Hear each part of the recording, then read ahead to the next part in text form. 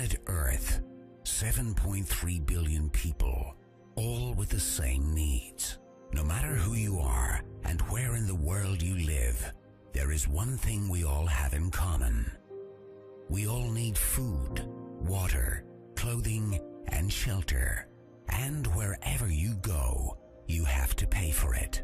Humanity's number one common denominator is money. Money creates a sense of security. It shows us a way to accomplish our dreams, and therefore, most of us end up spending half a lifetime chasing money to pay bills, make a living, and meet our needs. Money not only helps us accomplish our dreams, it's also an instrument of destruction, and some associate it with greed, lies, and criminality. Money is both the champion of the good and bad, and to many, it still remains a mystery. It's a fact that regular currencies today are not backed up by anything but our own beliefs, and central banks globally are holding our future in their hands with a tight grip.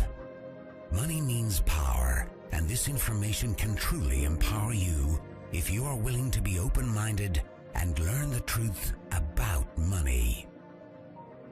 The financial crisis 2008 almost brought down the world's financial system. Central bankers and other regulators bear responsibility for mishandling the crisis. Many people and companies were bankrupt overnight, but at the same time, great opportunities were born. There is always two sides of a coin, and after centuries of economical challenges, we are about to discover that there are better ways. Out of the crisis 2008 grew one of the greatest financial opportunities ever, and it challenged the whole monetary system in a heartbeat. It was created and born out of years of frustration and distrust to the banking and monetary system. Cryptocurrency was a fact.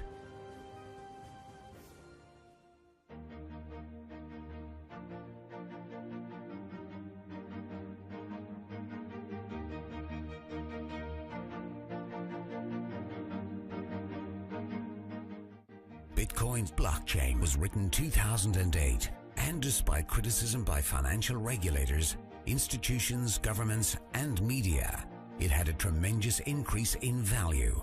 Only between 2009 and 2013, the value of a single coin went from $0.1 to over $1,100. People who had invested in Bitcoin became multimillionaires over a very short period of time, and it's probably one of the most discussed economical successes ever in financial history. One of them was a young Norwegian man who invested $26, only to forget all about it. A couple of years later, his modest investment of $26 had turned into over $850,000. It was an expensive lesson for anyone who was introduced to Bitcoin at an early stage, but who turned it down.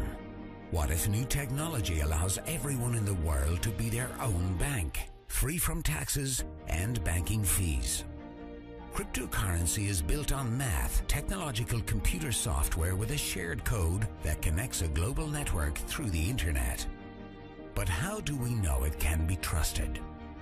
Traditionally, we are programmed to rely on trusted third parties like banks, credit card companies, and remittance services as they keep track of the money being transferred from one to another. And we are being charged tremendously for it. We are in the habit of paying big money for something that could be free of charge.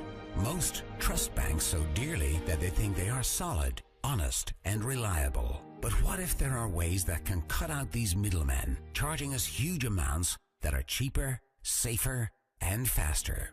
While many people associate it with anonymous black market trading, it is actually far from transparent than you may realize. Just think about it. Today you can easily copy and download music and movies online. And cryptocurrency is digital, just like music and movies on internet. So listen closely, as this is key to understanding cryptocurrency. Can you trust that your digital money will not be downloaded as easily as your favorite songs? How can a digital currency retain its value and not be copied online? The interesting thing is that cryptocurrency is not a file on the computer. It is rather an entry in the public distributed database called the blockchain. Let's compare it to today's banks. They keep ledgers of each transaction with a plus and a minus in databases. With cryptocurrency, bank accounts are replaced by an e-wallet where you alone can control it. The ledger of a cryptocurrency is the blockchain.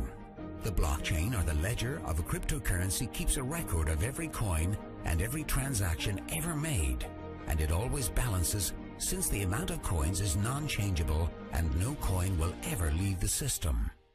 When one coin is sent somewhere, what is really being sent is the control of the database with a code that is a unique key for that specific transaction. As transactions are made, the ledger, the blockchain, is constantly synchronized across the globe. Each user in the entire network has an identical copy, and since the blockchain is public, it cannot be controlled by any person. There is no single point of failure. To hack the blockchain, hackers would have to target thousands of computers across multiple geographic locations, all at the same time. It may not be impossible, but it is made much more difficult and is a lot more secure than the present banking system. The whole system has the potential to replace banks and bankers worldwide. Many people are happy with the system we have today simply because they don't understand it, or simply because they cannot grasp the amount of money we pay our current financial system in fees on a yearly basis. Cryptocurrency is the total opposite of the banking system today, as it is completely transparent, and no one can change either the amount of coins or the mathematical rules dictating the creation after the mining has started. Cryptocurrency is therefore, through the limited amount of coins, impossible to inflate. Cryptocurrency truly holds the potential to make our world more fair. Today, billions of people are living without a bank account, while many more have a smartphone. That can give you access to a global personal banking system through the technology of cryptocurrency, banking for everyone. Cryptocurrency is to banking what the internet was to telephony. The most exciting thing about it is not anything that we have seen yet, but what it will become in the future.